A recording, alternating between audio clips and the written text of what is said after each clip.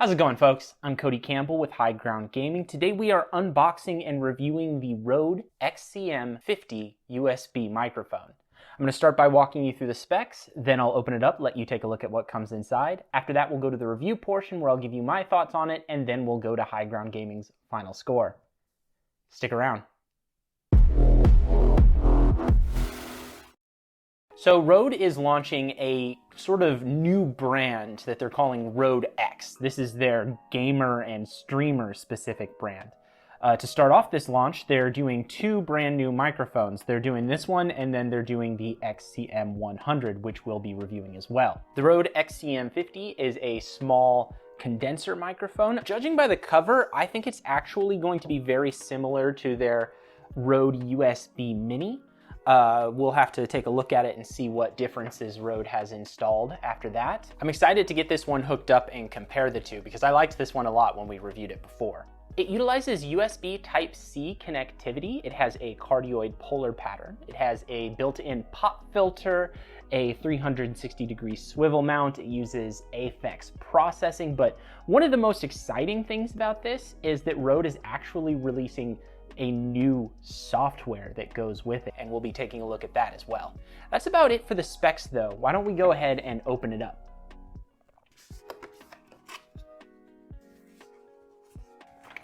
Okay, so we've got a USB Type-C to USB Type-C cable. Looks like it comes with a tripod stand there. That's pretty cool. We've got a mount adapter here. We've got a 3.5 millimeter headphone extension. In here we've got regulatory and safety guide, a little paperwork there. And then this looks to be the microphone itself. So yeah, just at a glance, you can tell it looks very similar to the Rode USB Mini. Here, let me take this off. Just by looking at them side to side, you can see they're very, very similar. Obviously, this one's got some red accents to it, make it look a little more gamery than this one, but they've both got this same headphone control here. Nothing on the bottom. Tops are identical. And on the back, they both have a headphone pass-through, and they both have the USB Type-C connection. Other than the color differences and the new branding, it looks like the design hasn't really changed at all. It's still got that really nice 360-degree mount, which is good both on a boom arm or on a stand, whatever you prefer. The tripod that it comes with is okay. It's a piece of plastic. It's not terrible. It's just these desk tripods are only useful in very certain use cases. If you're using this for streaming or something, you're probably going to want to get yourself a boom arm pretty quickly. That's what I'm going to be hooking it up to on mine. One thing that I think is pretty interesting is that it looks like they've used the exact same arm, and they've even included this sort of rubber grommet for the magnetic adapter to the desk stand that comes with the NT USB Mini, even though it doesn't actually come with this stand itself. It uses this. So to use this, you have to take that little grommet sort of thing out, and then it looks like you'll need the adapter. Yeah, you need to use the adapter in order to use it with the tripod that it comes with. So there it is, all hooked up on the tripod. You could use it like that if you want to. You want to be about 6 inches away from the microphone. So again, if you're using this for streaming or honestly most forms of content, you're probably better off getting this on a boom arm that you can get right up in your face, since you don't really want to be leaning down like this. But it's nice that it comes with something so that you can use it right out of the box if you don't have a boom arm or anything like that. That's about all I can tell just by looking at it though. I'm gonna go ahead and throw it on my computer, play around with it a little bit, and we'll be right back with the review portion. Don't go anywhere. Welcome back, folks. I've had some time to play around with the Rode X XCM-50, and I'm ready to talk about it. But before we do that, please like and subscribe if you haven't already. All right, I'm gonna start off like I usually do by talking about the build quality on this thing. We already went over this a lot when we were unboxing it, but I just want to point out, it's not super flashy, it's not covered in RGB. A lot of brands like HyperX and Alienware and other stuff like that that come around, they usually try and target gaming demographics by just covering things in lights and super gamery stuff, usually adding a lot of X's to things. But other than the X, there's really not all that much to this that's like conventionally gamery. It still looks pretty professional. Like, don't get me wrong, the red looks really cool on this, but it's still something that I feel like you could use in like a business meeting or something like that, and nobody would be like, Frank, why is your microphone making rainbow lights while you're talking about this quarter's finance report? The other thing that I like about this design is how compact it is. It doesn't take up a lot of unnecessary space. It's just a rectangle. And one of the cool things about this is when you're streaming in particular, and you've got the camera somewhere behind your monitor or to the side of your monitor or whatever, you want that focused on your face. And a lot of the bigger microphones, the more bulbous microphones, they're gonna distract from your face, or they're gonna take up a ton of space because you want that about 6 inches in front of your mouth. This one's very discreet. It's sort of out of the way. It's easy to angle it so that it's not directly in the viewer's line of sight from the camera, and it doesn't really obscure what they actually want to be looking at, which is you. Last thing I want to say about the design is just that it feels sturdy. It's got a fair amount of weight to it, which makes it feel like a professional piece of equipment. There are a lot of USB mics out there that kind of feel like a toy. This one isn't like that at all. It feels like you're buying something of quality when you hold it. Now let's move on to sound quality. First of all, I just got to mention that this is a condenser microphone, which means that it is going to be a little bit more sensitive. That's good for picking up voices, but only if you have a nice like studio setting. If you've got like some noise dampening on your walls and stuff like that, and you don't have a ton of loud fans or an air conditioner or something like that going in your room all the time. If you do have those things, you might be better off with a dynamic mic. This one tends to pick up a lot of ambient audio. My computer fans were being picked up on it pretty much the whole time, even though it was turned away from them. And because it is a cardioid microphone, it should only be picking up in one direction, which is forward. So it was facing away from the fans, but I could still sort of hear them, even though they were in an area where they shouldn't have been being picked up on the microphone. During the unboxing section, I mentioned that this looks a lot like the Rode NT USB Mini. So I wanted to see if it sounds different, and here's a quick audio test. So here's a quick side-by-side comparison test between the NT USB Mini and the XCM-50. Right now I'm talking into the NT USB Mini. And then here's the XCM-50. And what I noticed is that this one sounds a little tinnier. It doesn't sound quite as good just right out of the box as the NT USB Mini does. But here's what it sounds like when we turn the UNIFY software on. All right, so now we have the XCM-50 with the UNIFY software on, and as you can tell, it's a lot fuller. It doesn't have as much of that tinniness to it. It just generally sounds a lot better. So yeah, it sounds pretty good once you have that software going, but I was curious why they sounded differently at all in the first place. So I tried to look into it, and luckily I kind of stumbled across this YouTube comment that Rode X responded to where they actually described the differences. And they said that it was more targeted towards voices, which they didn't really go into detail on what exactly that mechanically means for the microphone. But they also mentioned that it has something called a DSP chip built into it. For those of you that don't know what that is, basically that is sort of a processing computer chip that is built directly into the microphone. So the aphex processing actually occurs within the microphone, not once it's connected to the software. The software has to interface with it in order to activate the chip. The chip doesn't work on its own, but the actual processing occurs within the microphone, not at the computer. And the reason why that's important is because it reduces latency of the signal. Speaking of the Rode X UNIFY software, let's get into what sort of features that offers. So I've got the Rode X UNIFY software all set up right here, and I'll be speaking into the XCM-50 the entire time we're covering this portion here, so you can get a good feel for what it sounds like, especially as I go through some of the features and stuff that this has. So to start, we have the mixing board here. As you can see, we've got the mic itself right here. You can control the volume level of the mic right there and get that where you want it. That's pretty cool. You can control the gain here.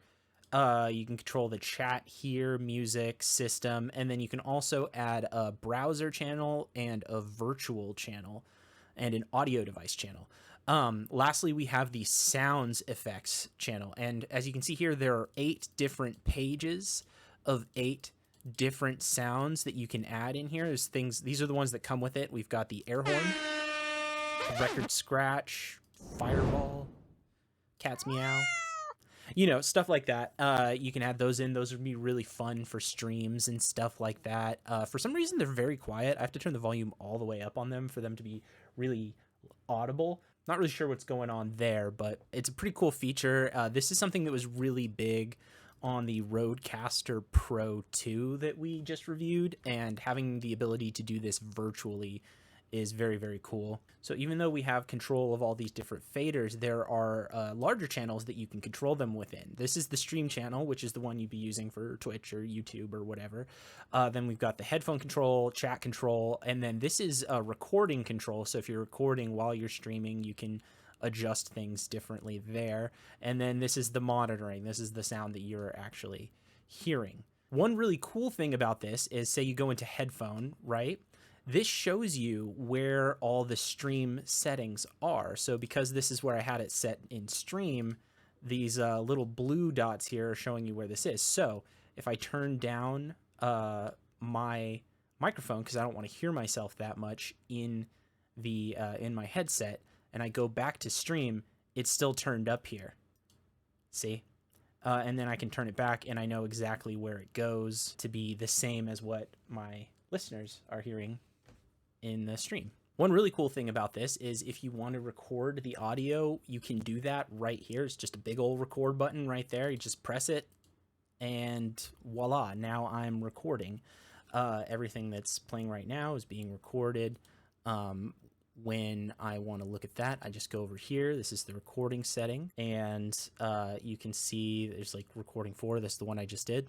There's a couple of other features in here too, but the big one that I want to talk about is the fact that you can actually do some of that AFX processing for the mic itself.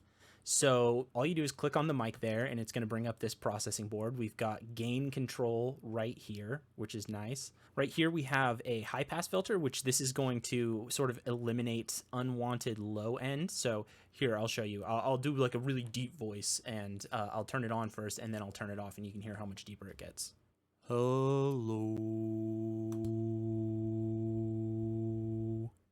I tend to just leave that off because I don't mind my voice sounding a little bit deeper, a little bit more sultry. But you can mess with that if you want to. Next up is noise gate, and this is a big one. This one is going to help you eliminate some unwanted sound. So if you got really loud computer fans, or if your heater's clicking on, or if you just got loud siblings in the next room, here, I'll turn it off real quick just so you can hear the extra noise, and then I'll turn it back on.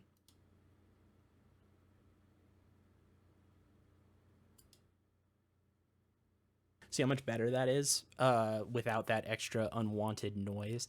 So that's a really big one. There's also compressor, oral exciter, big bottom. These are all methods of sort of adjusting high and low end to eliminate unwanted extra feedback or noise, stuff like that. Honestly, I didn't mess with it too much. See, turn the compressor off, back on, turn the oral exciter off, back on. It's not nearly as noticeable as something like the noise gate, but these are definitely things that people can tinker with if they want to. These are just easy on and off buttons. You can just turn them off, turn them back on. When it's got the green circle around it, it's on. But if you are more comfortable and you know what you're doing with audio production and stuff like that, you can go ahead and click on the advanced settings, and there you can actually fine tune the noise gate and the compressor and the exciter and all these other things. And so that way you can actually really fine tune the audio coming through the microphone before it goes to things like OBS and stuff like that, which is really nice. I mean, OBS has some of these filters in it if you're using OBS, but it's also really cool to have this separate entity that you can use to control it. Say you like to stream to OBS, but you also want to record for YouTube videos and you want to do all kinds of other stuff. This kind of makes it easy so you can have this all in one station where you can control all of these different things and not have to set them independently. Couple quick notes about the UNIFY software. First of all, it is PC only. So if you're using a Mac and you want this microphone, you will not be able to utilize the software, which is a big drawback. I would not recommend this mic to anyone using a Mac. The other thing that I want to mention is that Rode X actually allows people to use this software with other microphones. There is a $8 a month subscription service to use it, or there is a $70 a year subscription service if you want to use it for longer and shave a little bit of money off. There's a few caveats to this though. The Rode X microphones get this software for free forever and don't have to pay a yearly fee. They're also the only ones that get the advanced processing options. Other Rode microphones can use the basic processing, but not have all of the advanced options. Then other non-Rode microphones will be able to use the other features like the mixing board and the sounds and all that kind of stuff and the recording, but they will not be able to use any sort of processing whatsoever. So with all that in mind, let's get down to the verdict. So the Rode X XCM-50 MSRP is at $149. That is quite expensive. The NT USB Mini is about $60 cheaper, going for around $90. Then there are other options, like there's the Blue Yeti Nano, which you can get for about $70, and the HyperX SoloCast, which right now you can get for just $35. Now, the prices that I'm looking at right now might be holiday-related sales because Christmas is right around the corner, but it doesn't change the fact that those are all significantly cheaper options than this. So why would you buy this? And the obvious answer is the UNIFY software. That is at least half the value of what you're buying. Like, don't get me wrong, this is a fine piece of equipment. It works good. I like it. With the processing, it sounds very, very nice. I think it's designed well. I like the addition of the mute button and the dial. Everything feels really premium on this. It's not $150 though. What you're buying is this with the software and the lifetime pass to the software. So for a lot of people that don't necessarily want to commit $150 to a USB mic right away, what I would actually recommend is you pay for 1 month of the UNIFY software if you have any sort of USB mic at all. That way you can try out all the other features. You won't be able to try out the processing, but you can try out the mixing and all that sort of stuff. See if you like it. See if you feel like it's worth basically paying for a microphone twice to get the software as well. So even though it's really hard to put a number on this microphone, since it's not really competitive with much of anything except maybe the Elgato Wave 3, we ended up giving it a 4.1 out of 5. We did dock points for the price because it is a hard pill to swallow to pay $150 for the USB mic. But all told, you're not really just buying the mic, you're buying the mic and the software. And so there's a little bit of a give and take there. Take the number with a grain of salt, but we do think that it's a solid choice for people who want a audio mixing solution and who happen to need a condenser USB microphone. But go ahead and drop down into the comments and let us know what you think. Do you think this is a good deal? Are you excited about the UNIFY software? And while you're at it, please like and subscribe. We got a lot more content coming really soon. And for those of you who aren't really looking for a condenser microphone, we do have a video coming up where we are going to be reviewing the Rode XCM-50 dynamic mic. So be sure to subscribe if you want to see that. All right, everybody. Thanks for watching. Happy gaming.